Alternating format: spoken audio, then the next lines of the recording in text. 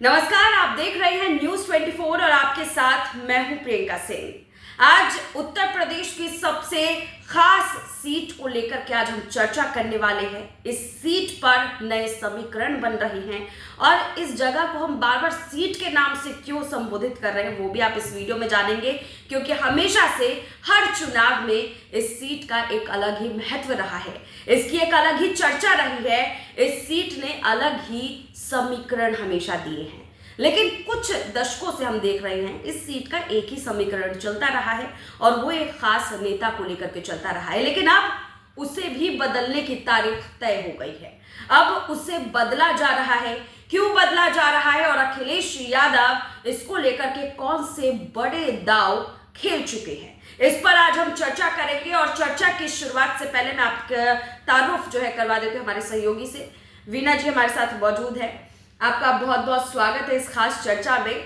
और आज जो चर्चा हम कर रहे हैं, सबसे पहले तो सीट का नाम बता देते क्योंकि बहुत सस्पेंस हो गया है। तो सीट का नाम है रामपुर। रामपुर पर जो सियासी संग्राम पिछले कई दिनों से हम देख रहे हैं कि छिड़ा हुआ था, उस पर आखिरकार एक अंकुश लगता हुआ नजर आ रहा है, क्योंकि अखिलेश यादव ने वहां से एक बड़ी घोषणा कर दी है। वहां से उनके इस ऐलान ने पूरे समीकरण को बदल करके रख दिया है। रामपुर में वो किला जो हमेशा से अभेद्य माना जाता था आजम खां के नाम पर, आज उसे भेद रहे हैं बीएसपी के पूर्व नेता। कौन है ये नेता, इसकी जानकारी आपको वीना जी देंगी। और इस नेता के आने से आखिरकार आजम खां को लेकर के क्या कुछ बदल रहा है, वीना जी। सुरेंद्र सागर पूर्व बसपा के नेता हैं, दर्जा प्राप्त राज्य मंत्री रहे हैं बसपा की सरकार में। उनको अखिलेश यादव ने कुछ दिनों पहले लखनऊ के समाजवादी पार्टी में ज्वाइनिंग कराई। ज्वाइनिंग के बाद अब उन्हें 2 मार्च को एक बड़ी जिम्मेदारी दी गई। उन्हें सपा का प्रदेश सचिव बना दिया गया। ठीक है। और रामपुर जिले से वो आते हैं, तो रामपुर जिले का उन्हें जिम्मेदारी दी गई है। अब जैसा कि जानती हैं, आजम खान पिछले काफी समय उन्होंने जेल में वक्त बिताया है और उसके बाद वो कुछ समय के लिए बाहर आए और एक बार फिर वो जेल के अंदर हैं।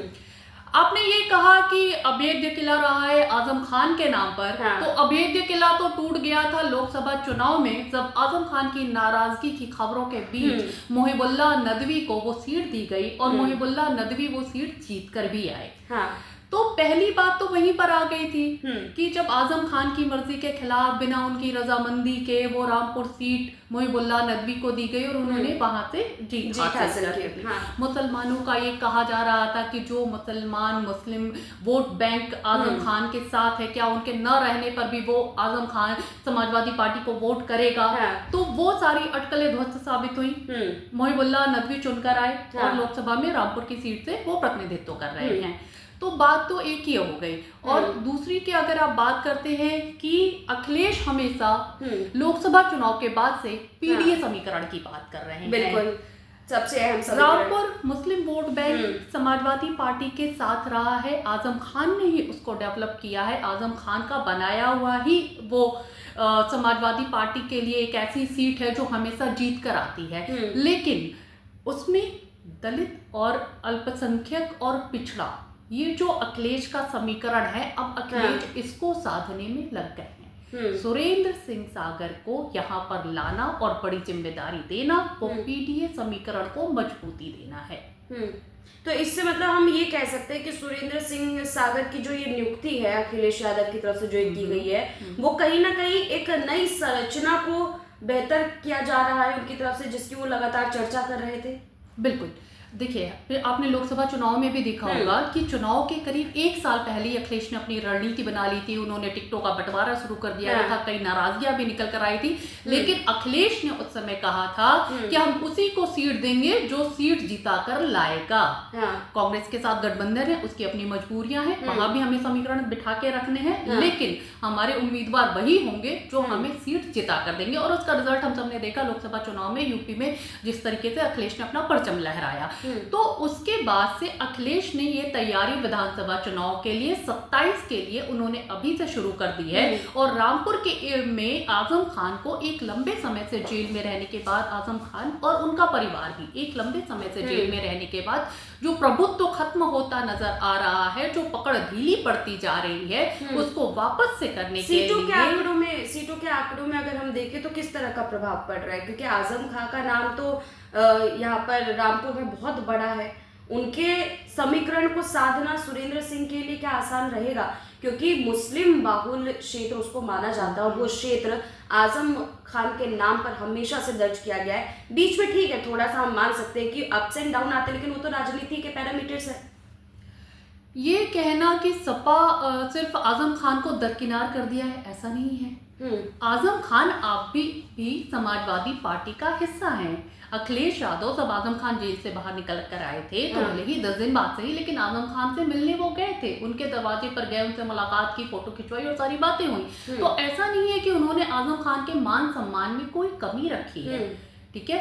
लेकिन बदलते वक्त को देखते हुए, बाकी सामाजिक समीकरणों को साधते हुए उन्होंने इस बार सुरेंद्र सिंह सागर को एक बड़ी जिम्मेदारी दी है। ठीक है, अब वहां से एक छोटा सा सवाल आपसे, अखिलेश यादव का जो ये चौंकाने वाला फैसला है, क्या अखिलेश यादव का चौंकाने वाला फैसला 2027, क्योंकि अब ज्यादा समय बचा नहीं है, उसके मद्देनजर लिया गया, इससे बीजेपी को डेंट कैसे पहुंचेगा? बीजेपी को डेंट ऐसे पहुंचेगा जो उनका पीडीए फॉर्मूला है, जिसके जरिए उन्होंने लोकसभा चुनाव में सत्ता हासिल की थी, अब वो उसको एक्सपेंड करना चाह रहे हैं। ठीक है, इसीलिए वो हमेशा उनका बदलता रहता है। कभी अल्पसंख्यक हो जाता है, कभी अगड़ा हो जाता है, कभी जरूरत के हिसाब से वो कुछ भी हो जाता है। ठीक है, एक जरूरत इसमें यही होती है कि ज्यादा से ज्यादा लोगों को अपने साथ जोड़ सके। समाजवादी पार्टी की रणनीति यही है कि ज्यादा से ज्यादा लोगों को अपने साथ जोड़ सके, चाहे वो ब्राह्मण वर्ग हो, चाहे वो दलित हो, चाहे अल्पसंख्यक हो, चाहे वो पिछड़ा वर्ग हो, वो सबको साथ लेने की कवायद इस समय कर रहे हैं। तो इसी कवायद में आगे बढ़ते हुए उन्होंने ये एक बड़ा निर्णय लिया है। और अखिलेश यादव एक समाजवादी के एक छत्र नेता है। बिल्कुल, जो भी फैसला होता है वो अखिलेश यादव का अपना फैसला होता है और पार्टी में सर्वमान्य फैसला होता है। कभी भी कोई भी फैसला ऐसा नहीं होता जिसके खिलाफ कोई जा सके। आजम खान भी नाराजगियां जाहिर करते हैं, लेकिन कभी भी वो खिलाफ नहीं जाते, वो हमेशा समाजवादी पार्टी के साथ रहते हैं। वो बाहर भी आए थे, उन्होंने बहुत सारे बयान दिए, लेकिन कहीं भी उन्होंने ये नहीं कहा कि मैं अखिलेश के साथ हूँ या मैं समाजवादी पार्टी के साथ नहीं हूँ।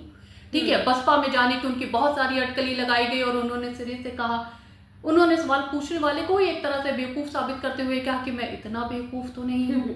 अपने अंदाज में जिस तरीके से उन्होंने कहा और एक बार फिर समाजवादी पार्टी के साथ उन्होंने अपनी यूनिटी को दिखाया, वो कहीं भी इन चीजों को तो दरकिनार करती है। ठीक है, मुस्लिम वोट बैंक कभी भी समाजवादी पार्टी के साथ है। वो आने वाले दिनों में ओवैसी के आने से क्या प्रभाव पड़ने वाला है वो एक अलग समीकरण होगा, लेकिन वो वोट बैंक कभी भी उनके साथ है। ठीक है, इसके साथ ही बसपा का जो वोट बैंक है, उसी पर मैं एक आखिरी सवाल आपसे लेना चाह रही थी कि जो बसपा पर एक तरीके से समाजवादी पार्टी का हमेशा से रहा है कि बसपा कहीं ना कहीं एक धुरी बनाती है समाजवादी पार्टी के लिए कि उनका वोट बैंक को अपने तरफ करती है या अपना वोट बैंक कह लीजिए कि संभाल के रखती है। समाजवादी पार्टी वहां पर प्रहार नहीं कर पाती है। क्या इस बार रणनीति बसपा के लिए भी है कि बसपा के वोट बैंक को अपनी तरफ करना है? बिल्कुल, जिस तरह से मायावती लगातार एक्टिव हुई है, पिछली बार उन्होंने काशीराम के पुण्यतिथि पे एक बड़ी जनसभा की और आने वाले 15 मार्च को फिर वो काशीराम की जयंती पर एक बड़ी रैली आयोजित करने वाली है यूपी के हर अलग अलग क्षेत्रों में। लखनऊ में इस पे बड़े लेवल पर तैयारी भी चल रही है। तो मायावती एक बार दोबारा से सक्रिय हुई हैं। कैसे उनको साधा जाए? कांग्रेस तो कहती है कि हमें बसपा को भी साथ लेकर चलना चाहिए, लेकिन अगर ये गठबंधन नहीं होता है, अगर अभी के समीकरणों को देखा जाए तो उसमें बसपा के वोट बैंक को, दलित वोट बैंक को, जाटो वोट बैंक को, जो मायावती के कोर वोटर रहे हैं, उनको अपने साथ समाजवादी पार्टी में कैसे लेकर आए, ये अखिलेश की बड़ी चुनौती है और अखिलेश इस पर लगातार काम कर रहे हैं। आप सुरेंद्र सिंह सागर की जो महत्वपूर्ण पद उनको रामपुर में दिया गया है वो आप इससे जोड़कर देख सकती हैं। और इस मौके पर उन्होंने कांशीराम का नाम भी लिया था अखिलेश यादव ने और उस नाम को लेते हुए सीधे बसपा पर निशाना भी साधा था। तो कह सकते हैं कि बसपा को एक बड़ी चोट के तौर पर समाजवादी पार्टी कुछ ना कुछ तो एक नया खेल करके जरूर देगी। बहरहाल इस खास चर्चा में बस इतना ही। बने रहिए हमारे साथ और देखते रहिए News 24।